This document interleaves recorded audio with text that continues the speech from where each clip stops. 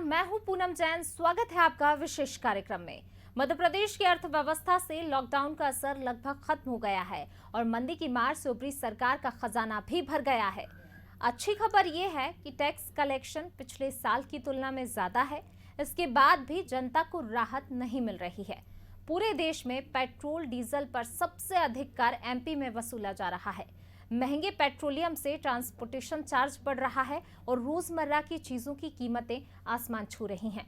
बिजली के रेट भी आए दिन बढ़ रहे हैं। राहत के नाम पर सरकार से कोई छूट नहीं मिल रही है।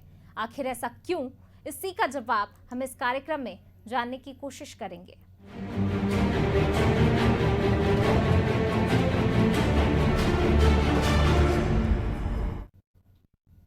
चर्चा शुरू करें इससे पहले सरकार की वित्तीय स्थिति या यूं कहें कि सरकारी खजाने की मौजूदा हालत पर चर्चा कर लेते हैं। जी हां, पूरे देश के साथ मध्य प्रदेश की अर्थव्यवस्था पर इस साल कोरोना के चलते लगाए गए लॉकडाउन का असर रहा, लेकिन अब प्रदेश की अर्थव्यवस्था पटरी पर आ चुकी है। ये हम नहीं कह रहे हैं, राजस्व संकलन के आंकड़े ये कह रहे हैं। दिसंबर 2019 की तुलना में दिसंबर 2020 में पेट्रोल डीजल से सरकार की कमाई करीब 1000 करोड़ रुपए ज्यादा हुई है। मार्च तक यह 2000 करोड़ रुपए तक पहुंच जाएगी। आबकारी में भी टैक्स 6500 करोड़ से ज्यादा मिल गया है। पेट्रोल डीजल पर लगने वाले वैट, अतिरिक्त कर और 1% उपकर से राज्य सरकार की कमाई पिछले साल की तुलना में दिसंबर 2020 में 995 करोड़ 74 लाख रुपए अधिक हुई है। जून से लगातार कमाई बढ़ रही है। पेट्रोल डीजल के दाम इसी तरह बढ़ते रहे तो मार्च 2021 तक मध्य प्रदेश की कमाई 2000 करोड़ रुपए तक पहुंच जाएगी। पंजीयन से भी सरकार के खजाने में पैसों की बरसात हुई है। राज्य सरकार ने पंजीयन शुल्क में 2% की छूट दी। इसका असर यह हुआ कि दिसंबर में जमकर कलेक्शन हुआ। पिछले साल के दिसंबर में पंजीयन शुल्क से जहां 490 करोड़ 69 लाख रुपए आए, तो वहीं इस बार दिसंबर में 943 करोड़ 80 लाख रुपए का कलेक्शन हुआ है। पिछले साल के अंत में दिसंबर तक 4223 करोड़ 97 लाख रुपए आ चुके थे। इस बार यह आंकड़ा 4480 करोड़ 47 लाख रुपए हो गया है। वहीं नगरीय क्षेत्रों में 3% रजिस्ट्री बढ़ गई है। सरकार यदि 2% की छूट मार्च तक बढ़ा देती है तो भी स्टाम्प ड्यूटी बाकी राज्यों से ज्यादा होगी। वहीं एक बार फिर शराब से आय की बात करें तो 2019-20 में अप्रैल से दिसंबर तक के बीच 7845 करोड़ 19 लाख रुपए आए थे। इस साल इसी दरमियान की कमाई 6593 करोड़ 48 लाख रुपए हो गई है। मार्च तक पिछले साल के बराबर ही 9300 करोड़ रुपए एक्साइज ड्यूटी आने के आसार हैं। तो आपने देखा कि हमारा खजाना तो भर चुका है, फिर भी जनता टैक्स कटौती का इंतजार कर रही है। हम इस मसले पर आगे बढ़ें इससे पहले जानते हैं सत्ता पक्ष और विपक्ष की इस पर क्या राय है। कोरोना के लिए पूरी, चाहे केंद्र की आदरणीय नरेंद्र मोदी जी की सरकार हो, चाहे राज्य की माननीय शिवराज सिंह चौहान जी की सरकार हो, इतनी संवेदनशीलता के साथ काम कर रही है। और काम के समय देश भर को आह्वान किया। न केवल ये कर का मामला अलग है, लेकिन इसके बाद भी लोगों ने आगे बढ़ कर के सहयोग दिया। आज अगर मध्य प्रदेश की अधोसंरचनाओं को ठीक करना है और इस दृष्टि से अगर कुछ चीज़ें हुई भी हैं तो उसको इसका इंतजार करना चाहिए कि बेहतर मध्य प्रदेश हम बनाना चाहते हैं, देश में अव्वल दर्जे का हम राज्य बनाना चाहते हैं, तो उसके लिए कुछ चीज़ें हमको करनी पड़ेंगी, हमको अपना योगदान देना पड़ेगा। देखिए, सरकार मूल्यांकन करती, कोई भी सरकार कोई अलोकप्रिय कदम नहीं उठाती। हर सरकार की इच्छा होती है कि हमारी लोकप्रियता बरकरार रहे और जनता और मतदाता सीधे जुड़े रहें और जनता के काम हो सके, जनता के कल्याण के काम हो सके। तो इस दृष्टि से अगर कोई कदम उठाया गया है तो उस पर बाकी विचार करेंगे, उसकी समीक्षा होगी। समीक्षा के बाद बहुत सारी चीज़ें ठीक भी होती हैं, दुरुस्त की जाती हैं। अगर कहीं कुछ परिवर्तन की संभावना होती है तो सरकार उस पर निश्चित रूप से विचार करके काम करेगी। और माननीय शिवराज जी तो एक ऐसे संवेदनशील मुख्यमंत्री हैं जो हर एक चीज़ की बहुत बारीकी से चिंता करते हैं।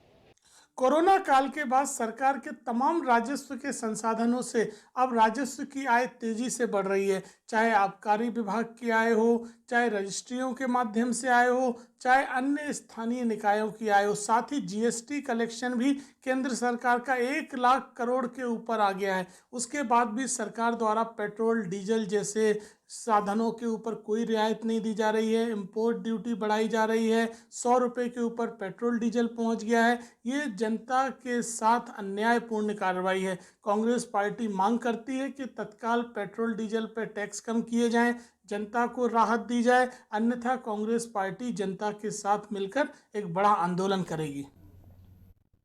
तो चलिए, आपने सुन लिया सत्ता पक्ष और विपक्ष दोनों की क्या क्या प्रतिक्रियाएं हैं। अब इसी पर हम चर्चा करने के लिए हमारे साथ हमारे न्यूज हेड रत्नाकर त्रिपाठी जी हमारे साथ जुड़ गए हैं। रत्नाकर सर, खजाना भर गया है लेकिन राहत फिर भी जनता को नहीं दी जा रही है और जनता को राहत का इंतजार है। निश्चित रूप से बहुत ही दुर्भाग्यपूर्ण विषय है जब आपके पास इतनी कमाई आ रही है। कल्याणकारी राज्य की अवधारणा होती है और उसका कंसेप्ट ये रहता है पूनम की जो राज्य के जो संसाधन है उन पर उनका ज्यादा से ज्यादा उपयोग करके राज्य के लोगों को राहत दी जाए। लेकिन यहाँ पर हो ये रहा है कि सरकार का खजाना तो बढ़ता चला गया लेकिन जनता को राहत देने जैसे कोई कदम नहीं उठाया जा रहा। और अभी भारतीय जनता पार्टी के प्रवक्ता महोदय को सुन रहा था, डूब मरना चाहिए चुल्लू और पानी में इस तरीके की बात करने से पहले कि यदि प्रदेश का विकास करना हो तो कुछ चीजों को सहन करना चाहिए, योगदान देना चाहिए।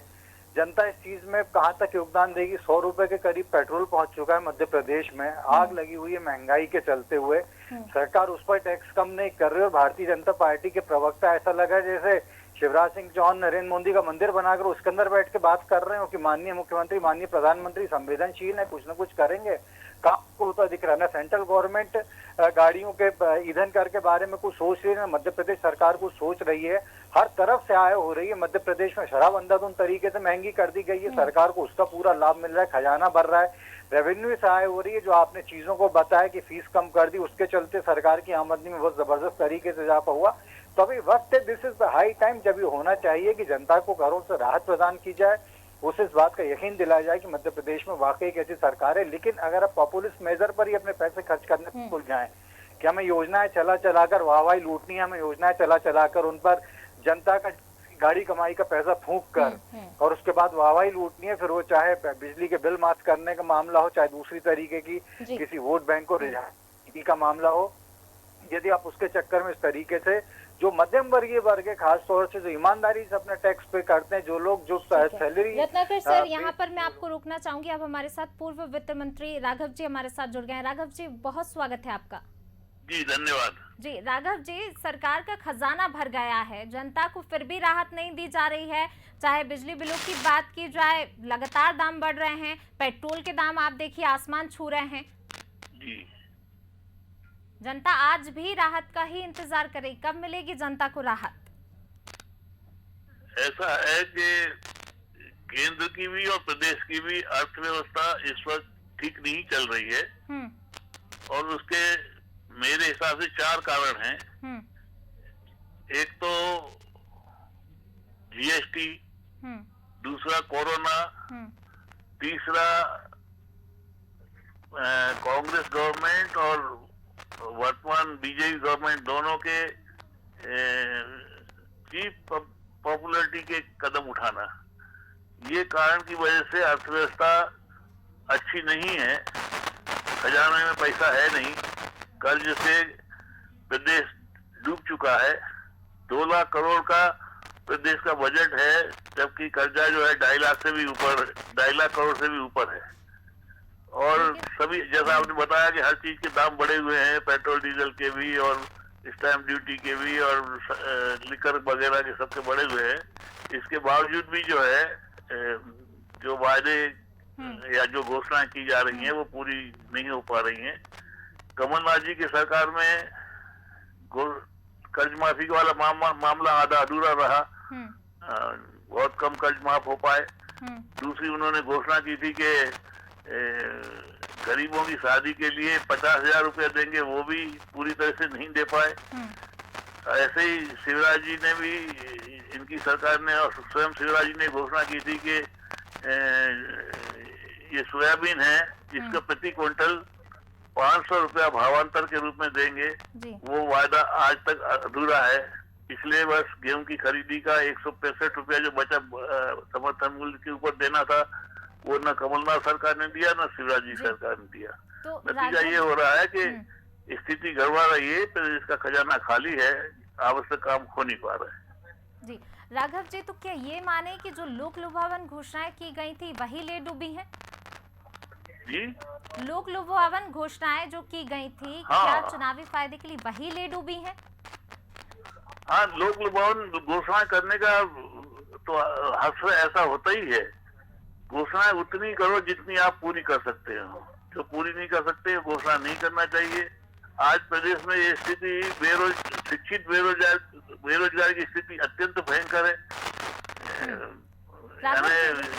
जी जी इंजीनियरिंग पास और MBA किए हुए लोग भी चपरासी की नौकरी के लिए तरस रहे हैं, घूम रहे हैं, भटक रहे हैं। भर्तियां हो नहीं रही हैं। हर बार ये वादा होता है कि भर्तियां हम करेंगे, शुरू करेंगे, फिर तारीख आगे बढ़ जाती है।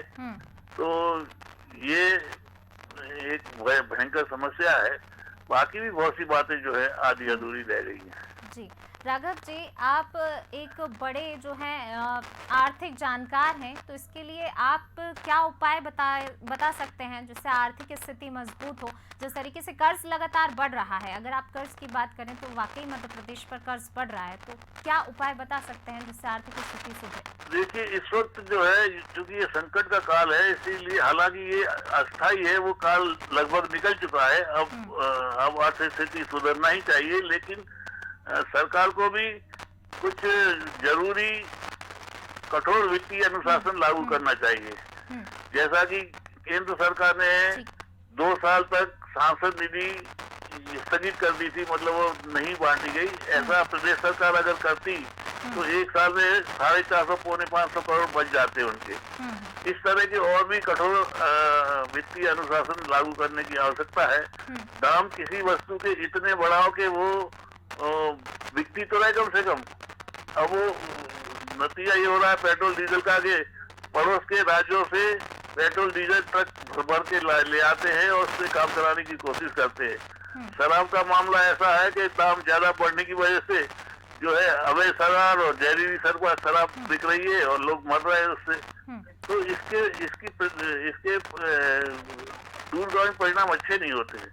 इसीलिए संतुलन जरूरी है। ये संतुलन बिगड़ रहा है, इसलिए संतुलन, वित्तीय संतुलन, वित्तीय अनुशासन, ये बातें आवश्यक है। और प्रायोरिटीज तय होना चाहिए कि कौन सा काम करना है। कई काम छोड़ना भी पड़ेंगे जब तक खजाना खाली नहीं, क्योंकि ये अस्थायी संकट है। अब पूरी तरह से बिजनेस वगैरह सब चालू हो गए हैं, तो ये सुधर भी जाएगी स्थिति, लेकिन स्थिति से उबरने के लिए अभी भी नियंत्रण रखना पड़ेगा। जी चलिए ठीक है। राघव जी, आप जुड़े रहिए हमारे साथ। अब कांग्रेस से भूपेंद्र गुप्ता जी हमारे साथ जुड़ गए हैं। भूपेंद्र जी, बहुत स्वागत है आपका। जी नमस्कार। जी भूपेंद्र जी, कहा जा रहा है कि जो है लॉकडाउन में इकोनॉमी डाउन थी, अब हम उभर आए हैं। जो राजस्व संकलन के आंकड़े हैं वो बता रहे हैं कि हमारी स्थिति अब ठीक हो चुकी है, लेकिन फिर भी जनता को राहत अभी भी नहीं मिल रही है। नहीं, ये जो उभर नहीं आए हैं, स्थिति बदतर है। और जो उभर आए हैं वो शराब में उभर आए हैं। और जो शराब की जो क्या कीमत समाज चुका रहा है वो अपन देख रहे हैं। गली गली, गांव गांव, अब तो स्कूलों तक में दारू फैक्ट्रियां चल रही हैं सरकार में। तो जो शराब से होने वाली आय है उसमें हमको करीब 5,000 से करीब 6,000 करोड़ रुपए की वृद्धि हुई है। और बाकी जो है जो वैट में बाकी सारा केंद्र सरकार के हाथ में है। तो केंद्र सरकार हमारा पैसा दबाए बैठी है और इनकी हिम्मत नहीं है कि मोदी जी से पैसा मांग लें। तो मध्य प्रदेश की स्थिति अभी ये है कि ये सरकार जो है केवल टैक्स थोपेगी जनता के ऊपर। अभी काउ टैक्स लगाना चाहती थी, अभी जो है और इस तरह के सेस लगाना चाहती है। तो ये जनता का जो लूट है, अकेले जो है पेट्रोल से केंद्र की सरकार ने 68,000 करोड़ रुपए कमाए इस कोरोना काल में जी। और जनता को कोई राहत इन्होंने दी नहीं है। और जो राज्य सरकारें हैं उनको उनका जो हिस्सा है वो हिस्सा भी नहीं दे रहे हैं। तो राज्य सरकारों को भी पंगु कर दिया है। तो राज्य सरकारें अपना काम नहीं कर पा रही हैं। ये जो परिस्थिति है, ये परिस्थिति सामने खड़ी हुई है और इसको कैसे इससे ये सरकार निपटेगी या कैसे इससे जनता को राहत मिलेगी, ये विचार जनता के सामने सरकार को रखना चाहिए। ये अपना जो है कोई रोड मैप जनता के सामने नहीं रखती है, जनता को ये नहीं बताती है कि ये किस तरीके से काम कर रही है, किस तरीके से नहीं कर रही है। हालात ये है कि विधानसभा का सत्र जहाँ पर सरकार बाध्य होती है सच्चाई सामने रखने के लिए, वो सत्र रद्द कर दिए जाते हैं, वहाँ सत्र नहीं बुलाती है, 1 दिन में 2 दिन में खत्म कर दिए जाते हैं। परिस्थिति बहुत नाजुक है और केवल जो है 1300 कुछ करोड़ रुपए का भी इन्हें कर्जा मिल सकता है, इनकी कर्जे की दुकान भी बंद हो गई है। तो ये कर्जा ओढ़कर घी पीने वाली जो सरकार है, ये मार्च कैसे पार करेगी, अभी इस बात में संशय है। ठीक है। और उस संशय को कैसे ये सरकार पार करेगी, ये सरकार को खुद ही जनता को बताना पड़ेगा। ठीक है, राघव जी हमारे साथ जुड़े हैं। राघव जी से जान लेते कितना इत्तेफाक रखते हैं राघव जी आप गुप्ता जी की बात से। राघव जी चलिए, लगता है राघव जी से संपर्क कट गया है। अब भूपेंद्र जी मैं आप ही के पास आना चाहूंगी। अब विपक्ष की क्या भूमिका है जनता के ऊपर? ठीक है, आपने जिस तरीके से कहा कि जनता अभी भी परेशान है, अब जनता कैसे पार पाए? लगातार पेट्रोल डीजल के दाम हमने देखे आसमान छू रहे हैं, बिजली के बिलों में भी इजाफा हो रहा है, जनता कैसे पार पाए? विपक्ष क्या भूमिका निभाएगा? विपक्ष जनता की बात उठा रहा है, जनता को खुद भी सामने बाहर निकल के आना पड़ेगा जब ये सरकार चेतेगी।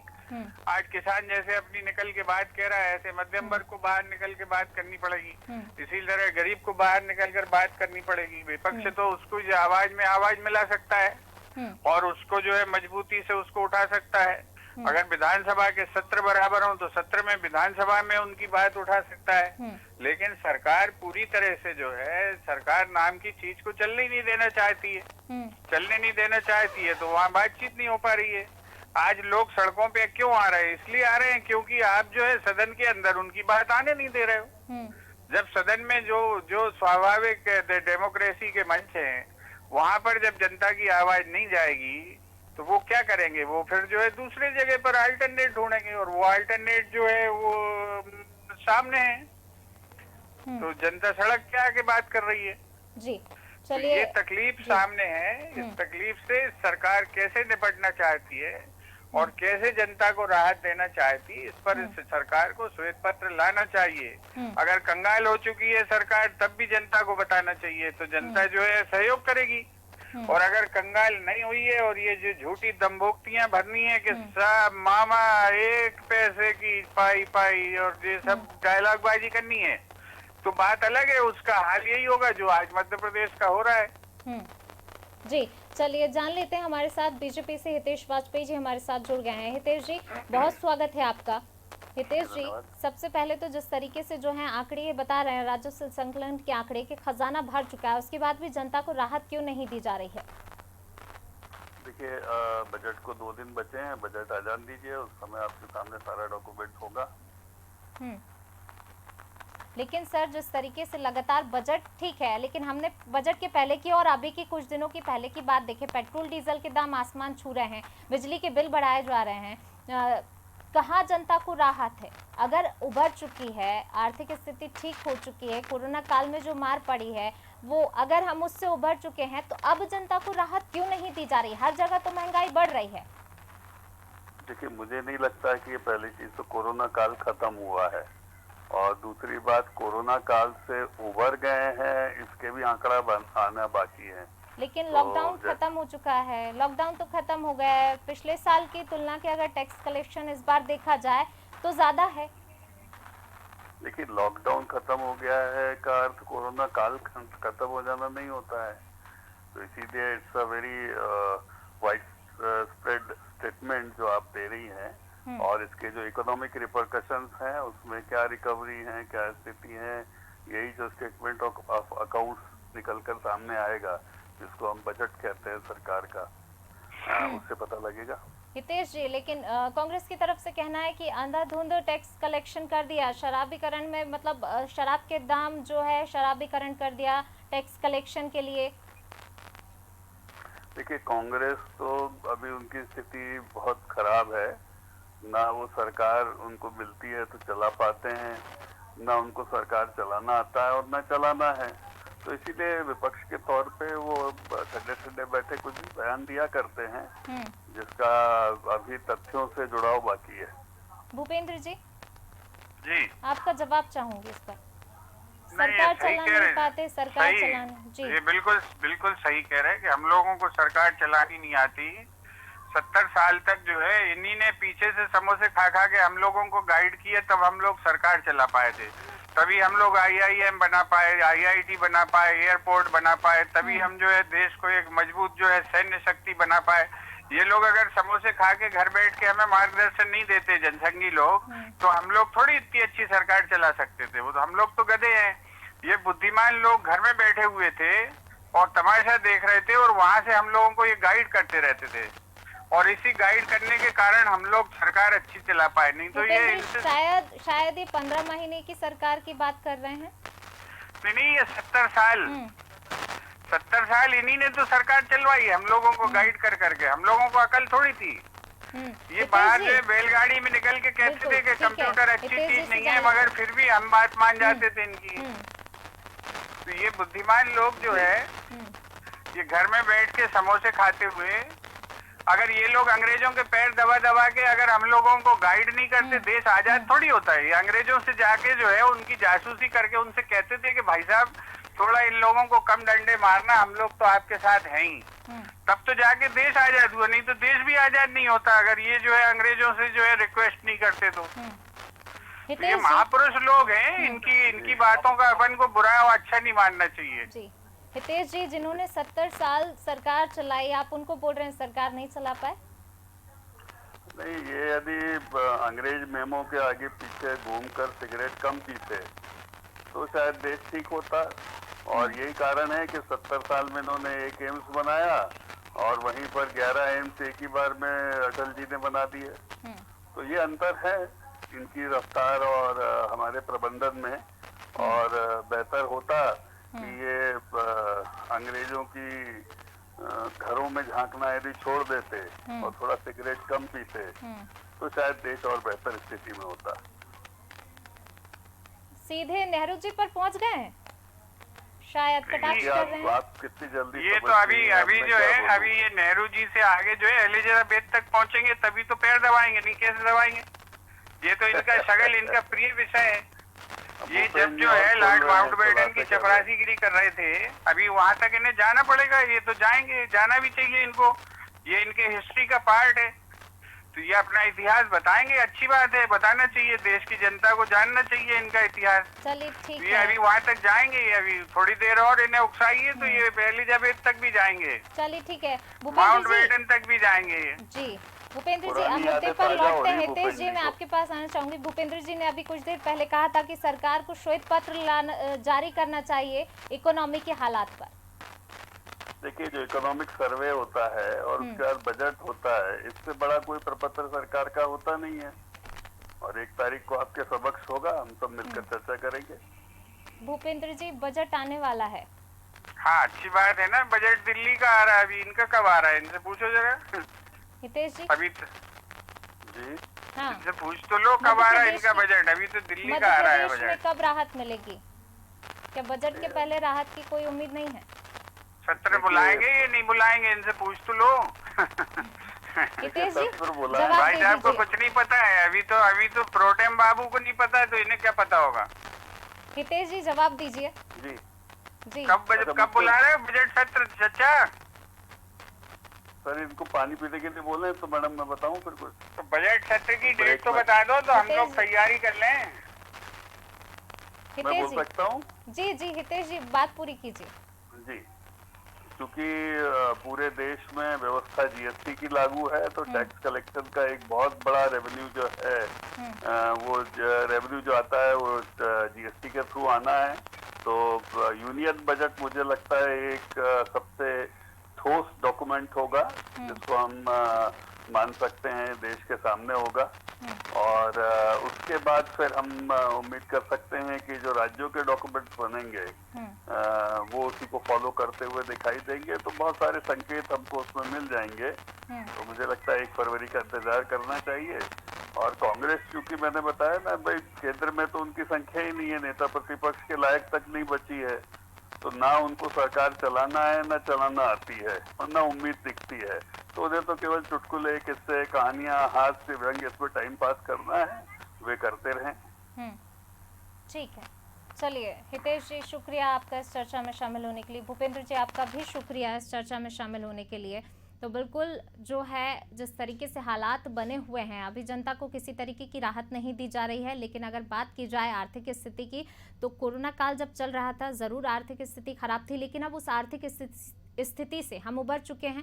ये राजस्व संकलन के आंकड़े हैं जो ये दर्शा रहे हैं कि आर्थिक स्थिति हमारी मजबूत हो गई, लेकिन जनता अभी भी कमज़ोर है। जनता को कमज़ोर किया जा रहा है क्योंकि राहत नहीं दी जा रही है। कहीं टैक्स में छूट नहीं है, पेट्रोल डीजल के दाम लगातार बढ़ रहे हैं, आसमान छू रहे हैं। वहीं अगर बात की जाए बिजली के बिल, तो उसमें भी इजाफा हो गया है, बिजली के बिलों में भी जो है दाम बढ़ाए जा रहे हैं। तो जनता आज भी परेशान है, कल भी परेशान थी, लॉकडाउन में ज़्यादा परेशान थी, अभी भी परेशानी कम नहीं हुई है जनता की। सरकार को सोचना चाहिए, तमाम योजनाएं बनाती वो भी नहीं पहुंच पाती, जनता हर तरफ से मारी जा रही है और सबसे ज़्यादा मिडिल क्लास फैमिली, वो उन पर भार सबसे ज़्यादा पड़ता है। चलिए फिलहाल इस पेशकश में बस इतना ही, मुझे दीजिए इजाज़त। लगातार खबरों के लिए बने रहिए अनादि टीवी के साथ। नमस्कार।